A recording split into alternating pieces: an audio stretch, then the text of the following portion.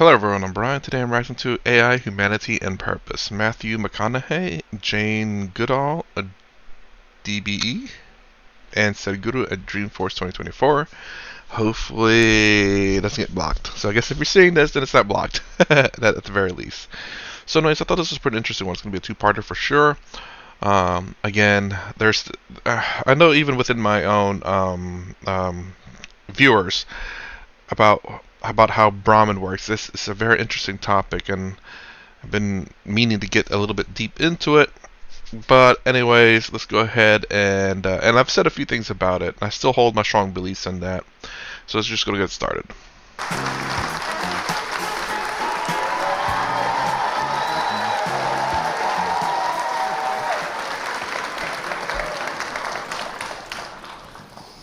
Hello and Hello. Good afternoon. Thank you so much for joining us today. Very excited about this panel. I think we really need no introduction.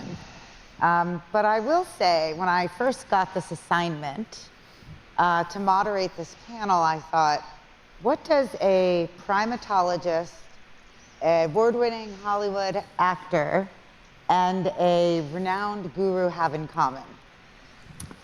So it turns out a lot. And it was fun to do the research. I'm just going to give you an example of what they have in common. All of them are best-selling authors. All of them have been in major motion pictures. Hold up. Wait, Sadhguru was in a major motion picture? I kind of have to see that. Oh my gosh, I have to see that now. I don't know if the I believe she deals with gorillas mostly. I do remember her though. She's really quite famous with that in her work with gorillas. I believe it's gorillas, or is it chimpanzees? I'm not sure. I think she's holding a gorilla though. I don't know if the stories about her are true. I believe she knows how to communicate with gorillas a bit, because that's what she did. I believe, again, this is all from just bits and pieces that you see from movies and stuff, that she dedicated quite a bit of her life in terms of the I know the monkeys, but I don't know if it's specific gorillas or chimpanzees. Of course, Matthew McConaughey, the actor, I believe he's talked to Sadhguru before, and then Sadhguru, you in the movie? All of them are on the road for about 8 months of the year with their work. I'm a treadler. 12, she's probably 11. Matthew, A measly you got young kids. All of them are motivational speakers and attract thousands to their talks. All of them have started major nonprofits that have had an incredible impact on the world. And all of them care deeply about the future of our planet and the future of our children. So I'm really excited to have you all here today. And then I got worried about, well, with all the wisdom then here, how am I going to get in more than one question? I forgot they're all human beings. So it's going to be a fun dialogue. We're going to cover some ground. We're going to start with the title of this session, which is Leading for Purpose. And so I'd like to know from all of you, what does that mean to you, to lead from purpose? Why don't we start with you, Jane? Me? Yeah. What does it mean to lead with purpose? Well, quite honestly, if you didn't have purpose, I don't believe you could lead. Agree? I mean,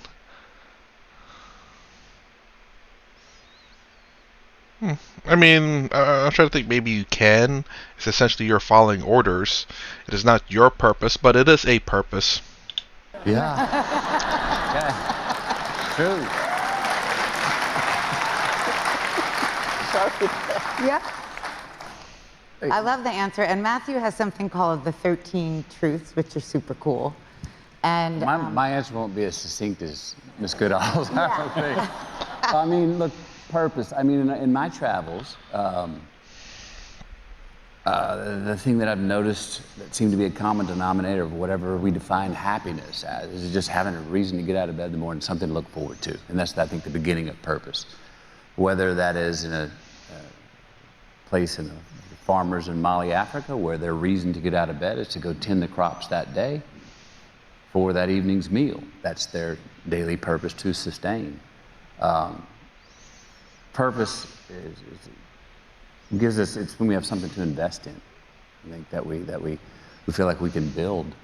Like it's gonna, we all want to have some sort of traction that we feel like we've evolved from yesterday to today to tomorrow. And that doesn't happen all the time. A lot of things are, one-offs, but when we have purpose and it's something that we're building, we can feel it grow and sometimes go backwards, but keep moving forward in the big picture. Through our lifetime, and then hopefully something to leave behind to continue to grow for people that follow us to grow.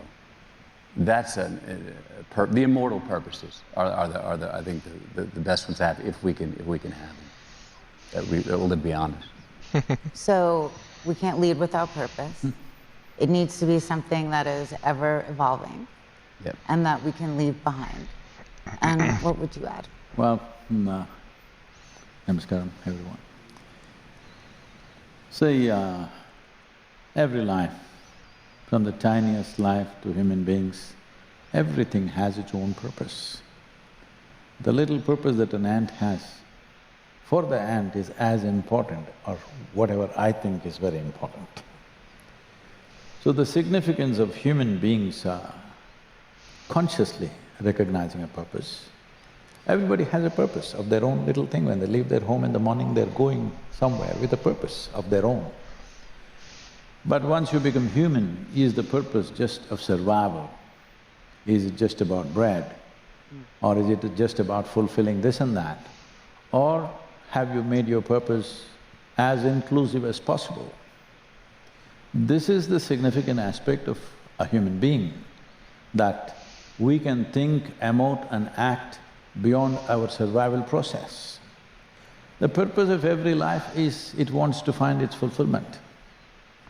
So, it is not about every one of us coming up with our own purpose, seeing how to choose an action which will fulfill every purpose that every life is aspiring for. So you don't lead with purpose. Once you identify the course of action, the purpose leads you. That's beautiful, and it's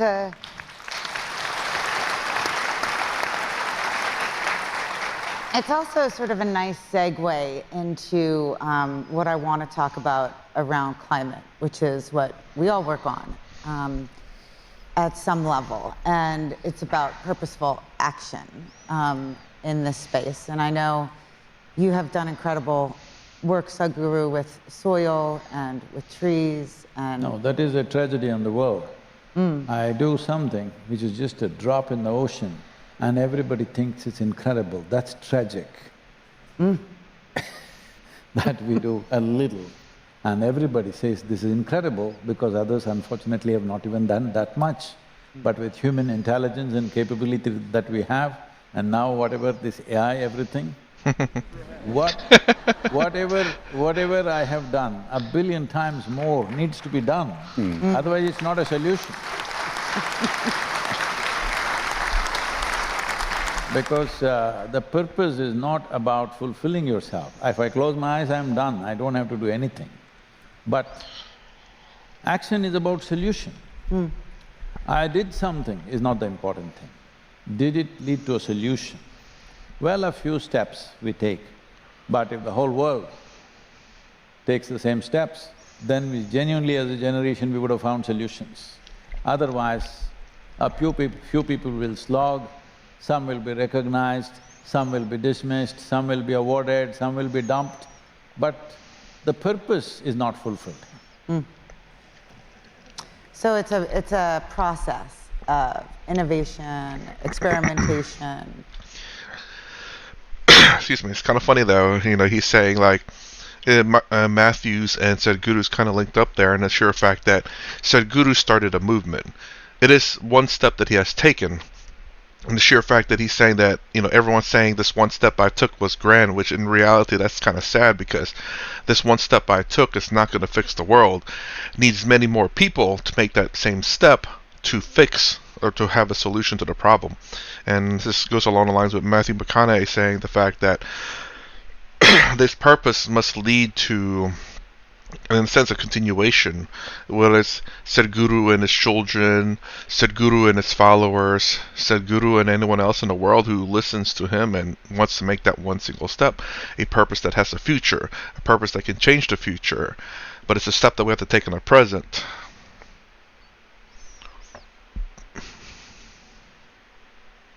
Trying to think of what she said. She said something about you can't lead without purpose. It's kind of funny. Sadhguru kind of swapped that up a little bit. I guess once you find purpose, the purpose will lead you. So I guess it kind of goes in reverse, where the fact that you find purpose, and then eventually, when you love that purpose will lead you. You're no longer leading that purpose. So I get it. She's the beginning.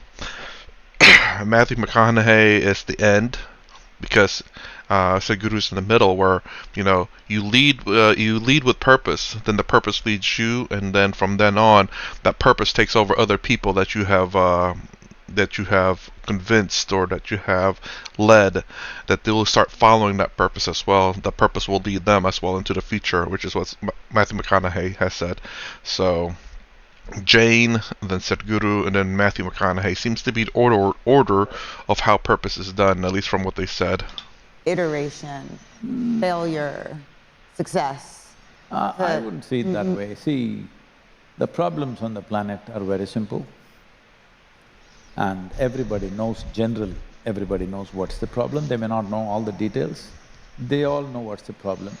In a vague way, everybody knows the solution, but nobody takes action because everybody thinks somebody else should do it. So when I started the Save Soil movement, that's what I realized. I went around in many countries, I met the agriculture ministers, environment ministers, bureaucrats all across. Everybody knew the problem. Everybody vaguely knew the solution.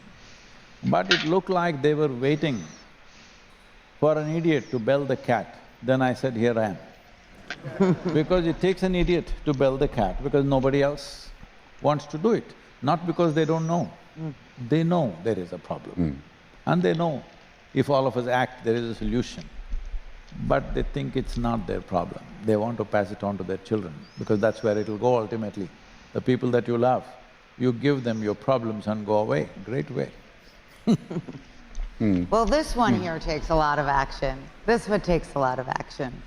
And I wonder if you could talk to us a little bit about the action that you have been taking, that you are taking through JGI, through Roots and Shoots, through… One thing the two of you have in common is policy at a governmental, national level. But let's share with these good folks the work of JGI.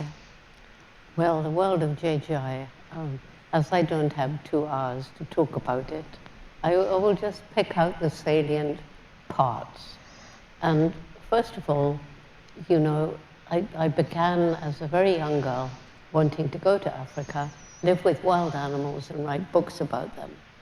Everybody laughed at me. We're going back 80 years. I'm 90 now. So going back 80 years, I was told girls couldn't do that sort of thing. But I was really lucky. And there are young women out here, young women who have children, and I was so lucky to have a mother who said, if you really want to do this, you must work really hard, take advantage of every opportunity, and don't give up. And she was the only one. Everybody else laughed at me. How would I do that? I was just a mere girl. So anyway, as many of you know, I did get to Africa. I did get the opportunity to live with and learn from not just any animal, but the one most like us, the chimpanzee. Chimpanzee, okay. And I spent so many amazing years learning about these, our closest living relatives. And what is so extraordinary, maybe it's not to some of you, but I wish it was, that as recently as 1962, well, that may not seem recent to some of you. It seems pretty recent to me. I hadn't been to college because we couldn't afford it, but my mentor said I had to get a degree. There was no time for an undergraduate degree, so I had to go for a PhD. And he got me a place. Yeah, So he got me a place in Cambridge University in England, and I was nervous. Imagine how I felt when I was told, well, everything you've done is wrong. You shouldn't have given the chimpanzees names. They should have had numbers. You can't talk about them. They're just animals. You can't talk about them having personalities, minds, and emotions. Those are unique to humans. That's what was thought by science then. There was an unbroken line between us and them. But because the chimpanzees are so like us, because they kiss, embrace, hold hands, pat one another, because males compete for dominance, standing upright, swaggering, bristling, shaking their fist, and reminding me so much of some human male politician.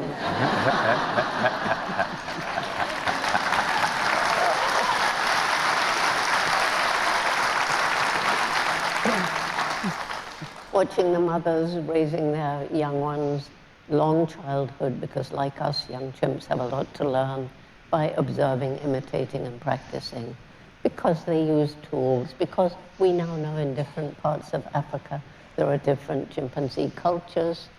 And it was a shock to find that, like us, they have a dark, aggressive, brutal side. They're capable of a kind of primitive war and killing. But like us, they have a gentle side, love, compassion, and true altruism, as when an unrelated male may adopt an infant whose mother has died and save that child's life. So gradually science has changed because of the chimps. And that's opened a doorway into understanding other animals too. And we now know, I mean, did you know that goldfish can be trained to play soccer? No. And I'm not joking. You can Google it. And there's a Chinese scientist, and he's got 3 goldfish on each side, and they will try and get the ball into the opposite goal. I mean, I've watched them do it.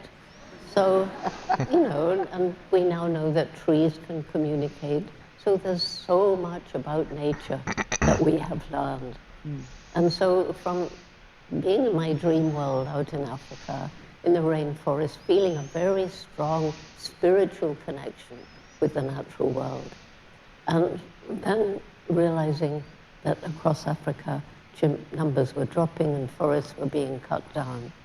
And therefore, feeling I must now leave my paradise and go out and see what I could do. By then there were different field study sites. When I began, it was just me. And so I visited them. I learned a lot about the plight of the chimps, but I learned about the plight of the people living in and around chimpanzee habitat, crippling poverty, lack of good health and education facilities, farmland overused and infertile. And it came to a head when I flew over the tiny Gombe National Park, which is where our chimpanzee study is still going on in its 63rd year with a team of researchers. But this is back in the late 1980s.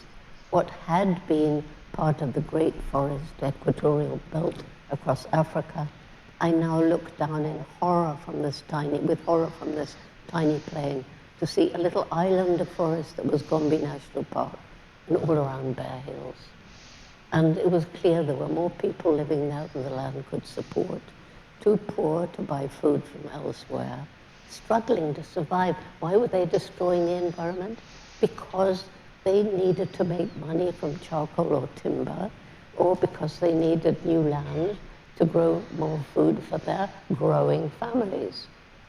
And so that's when it hit me. If we don't help these people find ways of making a living without destroying the environment, we can't save chimps, forests, or anything else. And so we began a program. There's no time to go into it. You can Google it. Tacare, T-A-C-A-R-E. Very holistic, including things like going into the village with a local team of Tanzanians and asking the villagers what we could do to help them. Not arrogant white people going in and saying, oh, well, this is what we're going to do to make your lives better. No. And so that program is now in all the villages throughout Chimp Range in Tanzania. and it's in 6 other African countries. And it's including now up-to-date technology like GIS, GPS, satellite imagery, and in some places we're using camera traps. So this kind of technology is coming into our research now. Camera And then traps. finally, I think this is going to be another question. Is it about youth? You can keep going. All right. So, well, traveling around the world trying to raise money for these programs to help people out of poverty. And, you know, it doesn't come enough into conservation talking about the fact that people living in poverty are destroying their environment.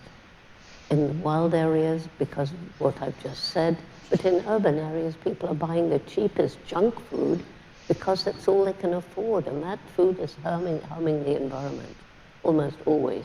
That's why it's cheap. Anyway, trying to raise money for all this and realizing if young people are not understanding the need for protecting the environment, we might as well give up now. So then we began our program, Roots and Shoots, which is really exciting. We're about to have a partnership with Salesforce around the world helping. So it began with 12 high school students in Tanzania wanting to know what they could do to make things better. They didn't like poaching in the national parks. They didn't like street children with no homes. They didn't like people who threw stones at stray dogs, all sorts of things like that.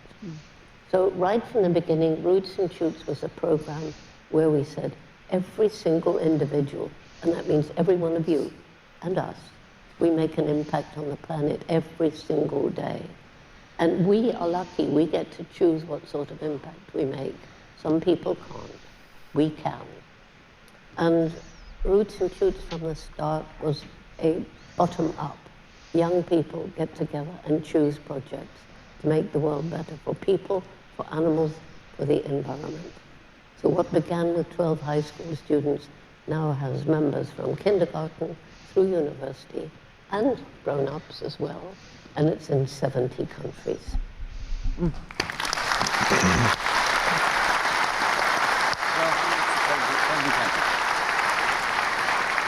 I think we have. I don't really have much to say on that one.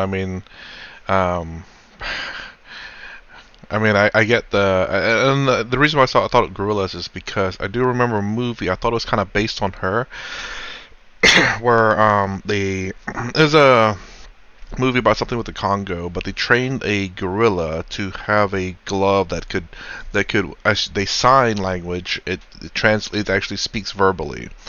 So I thought that character was based on her because I know she dealt with not apes, but monkey, if monkey's the right word, but the the monkey kingdom, I guess.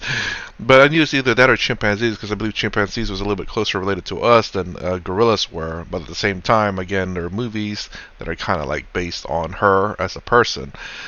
People who deal with apes actually more in particular because I guess they're bigger. But that's pretty amazing. The dedication the dedication she had through I guess through her work, especially with science and in a lot of sense in the modern days. And I it's not hard to disbelieve that that science really was very restrictive because they don't want, I guess, and perhaps in the past, at least with not all science obviously or all scientists, but certain scientists obviously want that disconnect to say that we are not animals, but we are something separate from animals. That's the reason why you have the disconnect between animals and humanity, especially with identifying off like human type behavior. Um, but and I could see her being I guess the kind of the forefront of that kind of discovery and kind of pushing science beyond just looking at animals as animals, but perhaps a little bit more social animals. Let's go ahead and continue on a little bit more. Some Roots and Shoots students in the audience, so thank you for being here with us. We're excited to co-launch a base camp together. For the parents here, engage your kids in the program, share the word. It's an incredible program globally. And Matthew, I know young people are very important to you. I know the climate is very important to you. And so I'll kind of let you take this question where you want. But I know you've supported the Surfrider Foundation. I think you just worked on a film around the campfire rescue, which for Bay Area people, The fire in 2018. Yeah. Pim Paradise. Yeah, exactly. So kind of what was that experience like for you, and what are you working on as it relates to climate? Well, let me talk about with the youth first. Yeah. Because rather than a certain policy, and there are some things that we dealt with that film and Surfrider Foundation, et cetera. Real quick before you continue, I made a face because I saw something going behind them, like a little camera. I was like, "What is that for?" Like, we haven't seen that view yet, and also now we see it. It's the younger generations are thinking differently between their ears and understanding differently between their head and their heart. That's just habits will change how we live. I think you said it, each one of us, and how we have an effect on the climate and how we go about our life. Right, by Matthew. So prevent before you need to cure. That's what's always turned me on. And what did that lead me to? Kids, youth. Camille and I started the Just Keep Living Foundation to be a curriculum in Title I schools in the United States. These are 50% dropout rates, food stamps, and schools. And what we started was a program where these kids can go. We found out, we didn't know this, we found out it was actually a safe place for them to go to school, which we didn't think that was going to be an asset of the whole curriculum. We said, let's say, okay, we're going to teach you physical fitness goals. You may come in and say, I want to make the soccer team, but I have trouble running 100 yards. We're going to help you get fit for that. You may say, I want to lose 3 pounds so I can fit in the prom dress in 3 months. We're going to help you reach that goal. Nutrition goals, where we say, we don't have anything against cheeseburgers, but here's how to go spend that $52 you spent with your family and go through the supermarket and go down the produce section and maybe get a little meat and beans, and you can also go home and you get the added value of cooking with your family, which we believe in. They all do community service, which was our biggest surprise, because I would not have given my Saturday mornings at 4:30 a.m. in high school to go clean a beach or a highway or to pack for the troops, but 100% of these young men and women do, because that's actually the part that gives them some ownership. And they're not getting a one-way ticket. You're not just giving to me, I get to give something back. And then we have a halo of gratitude. Gratitude, we do believe in our family and in our foundation that the more you're thankful for, the more you will create in your life to be thankful for. I do believe in that. That to be thankful for things in your life. I think if you are thankful for things in your life, I think you'll be happier in life and not be as ungrateful in things of life. Obviously, if you're more grateful, then you're gonna be less ungrateful, right? It just makes sense. But that's the thing, though, is that I don't know, kids these days or young folks these days. I'm not saying all of them, obviously, but you know the ones out there are just seems to be a level of expectation that they deserve, not that they've earned, that they deserve just because of where they're born or who they are or whatever the case may be. That they deserve certain things and they'll be disappointed if they don't get it.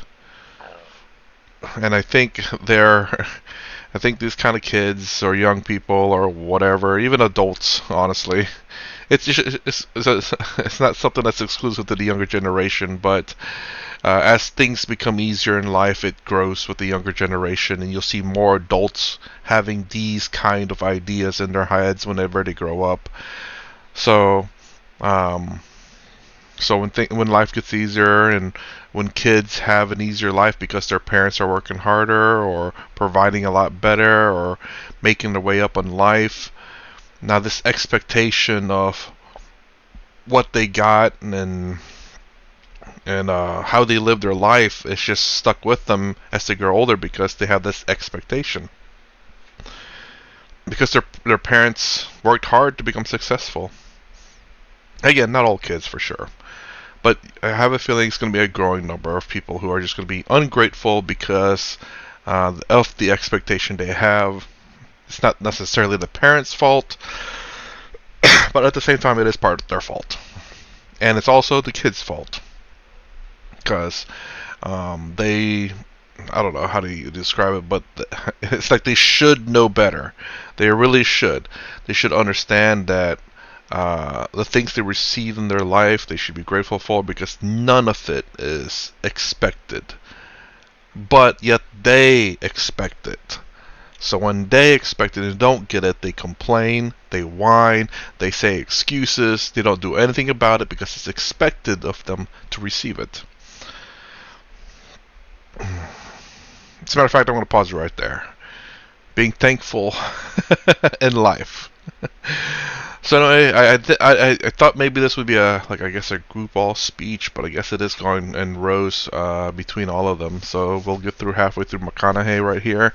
I don't know if it's halfway or not. Can't wait to get to Sadhguru's part. I figured he'd have more to say in this first part, but I didn't know. So anyways, this is the end of part 1. If you like my content, please consider subscribing, thumbs up, the sign down below. Thanks for watching. I will see you in the next vid.